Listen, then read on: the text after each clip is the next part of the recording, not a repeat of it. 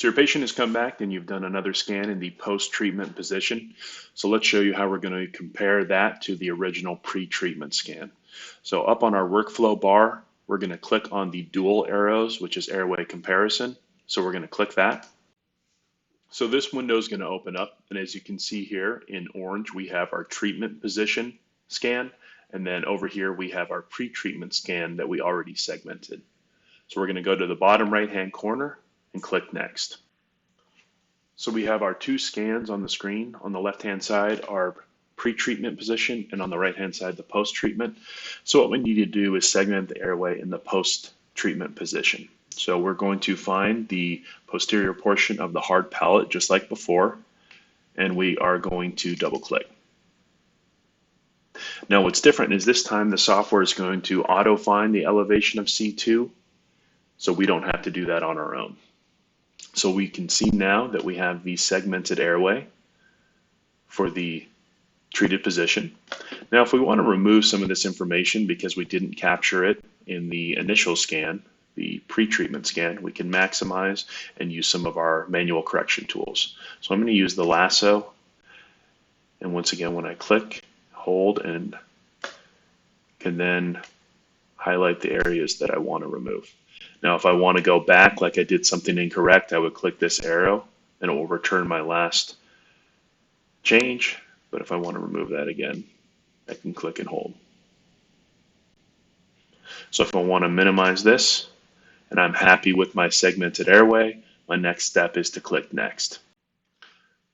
So now you can see we have our pre-untreated scan and segmented airway versus our post-treatment airway.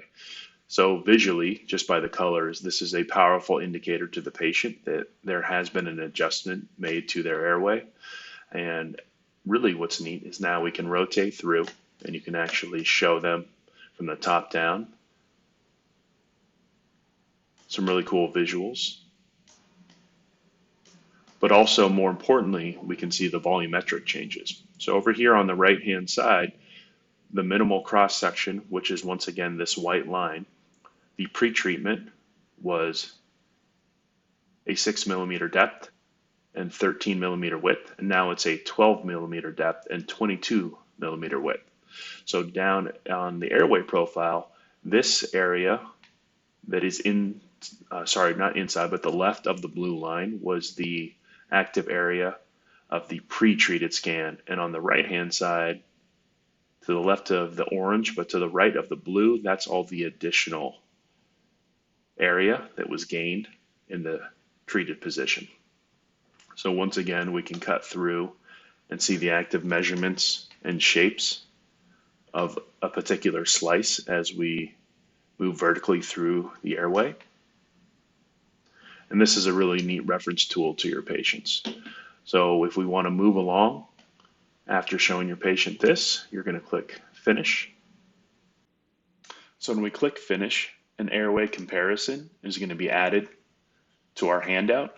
You can see that's the visual on the bottom right-hand corner. And we can manipulate the airway just as we could before, adding back in bone and soft tissue if we would like, just bone. We can do the same sort of clipping as before. There's a lot of cool patient visuals that we can still run through now in the treated position.